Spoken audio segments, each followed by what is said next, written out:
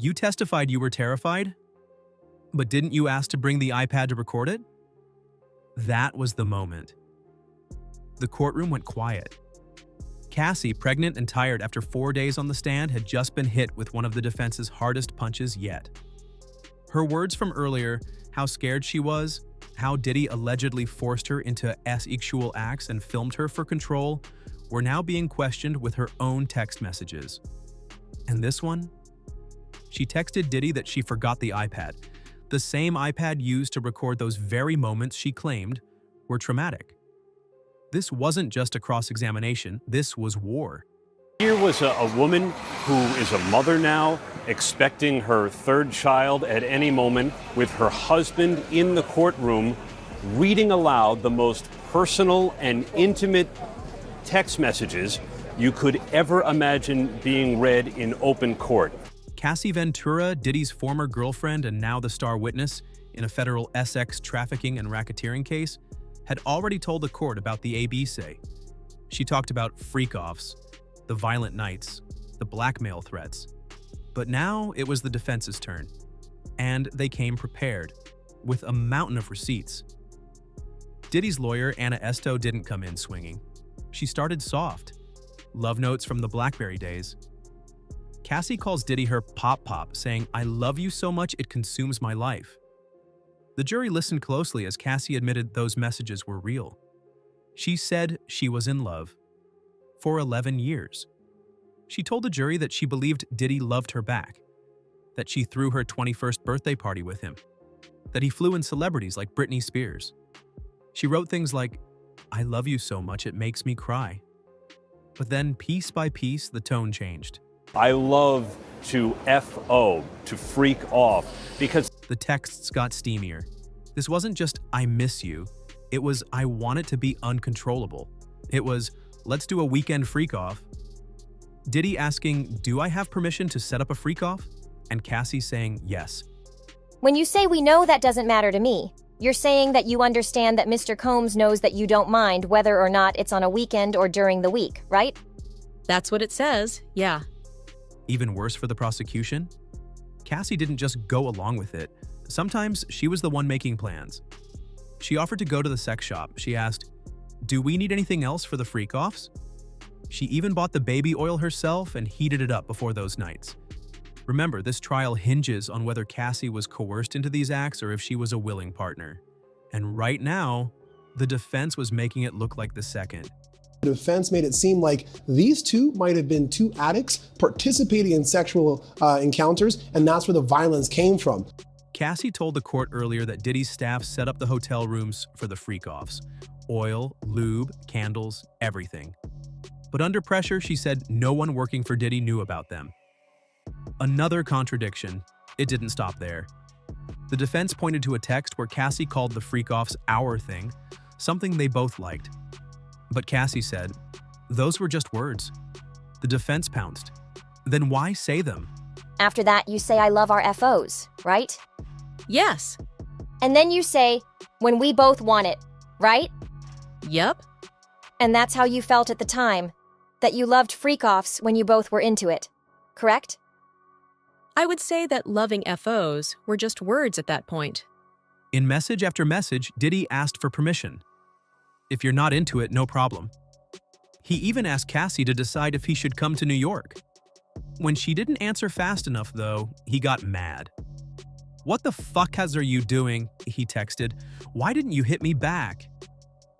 Cassie was in a studio, she was working, but Diddy didn't seem to care. You didn't give me an answer. In response, you say, I love you, Pop Pop. And he said, love you, Mama. Yes. The defense wanted this moment to show Diddy cared about her opinion. The tone of his messages, though, said something else. Demanding, controlling. Still, Cassie's reply stayed calm. She often said, okay, or love you, or I miss you. Was that love? Fear? Habit? The jury has to decide. He says, if you're not into that, no problem. That's what it says, yeah. And that was an invitation for you to respond yes or no, right? I suppose so. And the response that you gave was, love you, right? Right. There was no yes or no. Next came the SX Club. Diddy texted Cassie at Daddy's home when he arrived, then asked, "Are you ready for tonight?" Cassie replied, "Yes, just gotta get stuff." She didn't sound thrilled, but she didn't say no. Diddy asked if she wanted to get outfits for the roleplay. Cassie didn't reply. He ordered them anyway. The defense said that it showed care and planning.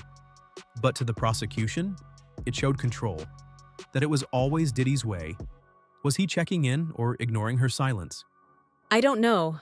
I used to get sick all the time taking those things, so I don't really know if it was because it was bad or not, or because it was good.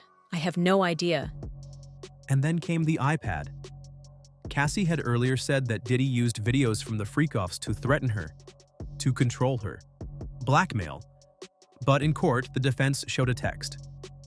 Cassie forgot the iPad used to record those nights, and she asked Diddy if she should go back and get it. Why would someone afraid of those recordings want to bring the device back? Cassie said she didn't think much of it at the time, but to the jury, it looked suspicious. Cassie admitted both she and Diddy were hooked on opiates.